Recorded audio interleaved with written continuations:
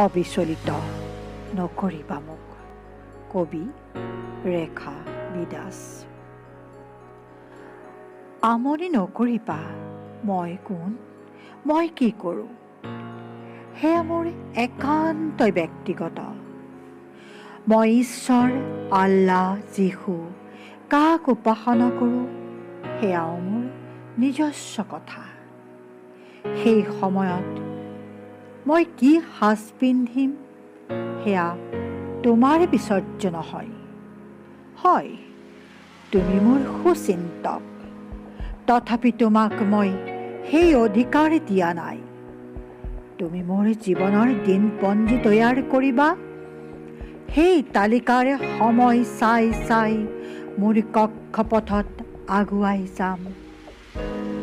মই মোৰ নিজস্বতাক বলিদান দি তোমাৰ কথাত উঠা বহা কৰিম, সেয়া তুমি নাভাবিবা।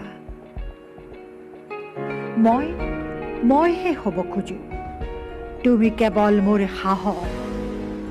তুমি মোৰ কাষে কাষে থাকি মোৰ সাহস দি যাবা।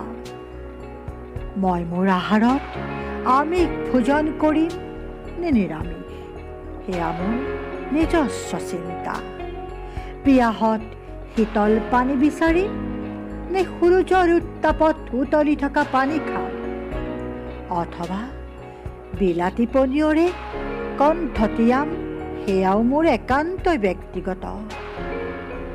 কিন্তু দোহাৰিব খোজো, মই মানুহ হৈ মানৱীয়তাৰ গুণেৰে জীয়াই থাকিব বিচাৰোঁ।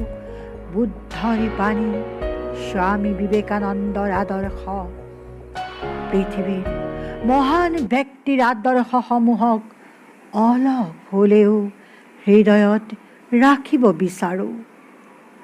শংকৰ মাধৱৰ এই মহাথলীত এটা মানৱীয়তাৰ গুণ থকা কবিতাৰে সংযমহীনতাত ভোগাসকলক অলপ জ্ঞানৰ পোহৰেৰে আলোকিত কৰিব বিচাৰোঁ।